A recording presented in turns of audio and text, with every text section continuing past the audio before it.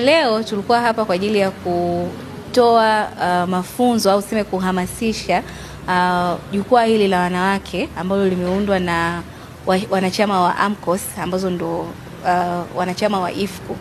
Tunawahamasisha washiriki katika kugombea nafasi za uongozi, na tumekaa tukajadiliana changamoto ambazo zinakwamisha ushiriki wa wanawake katika nafasi za uongozi, ikiwa ni mila na tamaduni, lakini hususan majukumu ya kifamilia, ambapo inawezekana mwanamke ana uwezo lakini kulingana na majukumu ya kifamilia ya ulezi na majukumu mengine ya nyumbani anaona ngoja mimi nisiende kushiriki katika kugombea uchaguzi. Lakini pia tumegundua hapa kwamba kuna ile ridhaa ama kupata kibali kutoka kwa mwenza, ambapo na yenyewe imekuwa ikirudisha nyuma ushiriki wa wanawake katika nafasi za ushirika. Napenda nitoe wito kwa wanachama washiriki katika kugombea hizo nafasi, kwa sababu mwanamke ni kiongozi na ana haki sawa, na kugombea uongozi ni haki ya binadamu kama ilivyo haki zinginevyo. Kwa kipindi hiki tumelenga sana sasa kwenye mafunzo ya uongozi, kwa sababu ni kipindi wanapoenda wana AMCOS kufanya uchaguzi, na sisi lengo letu sasa kutoa hamasa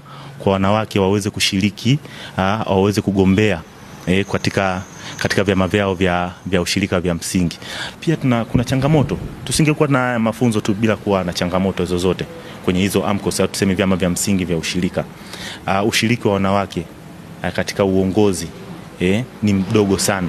Kwa licha ya haya mafunzo tunayoendelea, malengo yetu kuongeza idadi ya wanawake katika nafasi za uongozi kwenye AMCOS mpaka kwenye ngazi ya chama kikuu, na maanisha ni bodi ya chama kikuu. Changamoto inayotusumbua ni wanawake kuto kujiamini, lakini kwa sasa tumevuka hatua kwa sababu tunapeana elimu na wengi wanatuelewa, wanajiandikisha na wanajiunga kwenye vyama vyetu. Japo bado kuna mfumo dume ambao unaendelea kwenye vyama vyetu, wanaume wengi hawapendi kutangaza zile nafasi zinapokuwa zimetokea.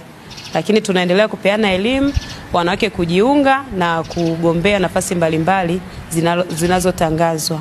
Kwa hiyo zinapotokea nafasi za kugombea, kwa mfano wajumbe wa bodi, basi kama hizo nafasi ziko 7, basi walau wanawake 3, 4 basi mnajitokeza, ili kwamba tupate fursa tukiwa huko kwenye nafasi kutoa mawazo yetu na maoni yetu sisi kama wanawake.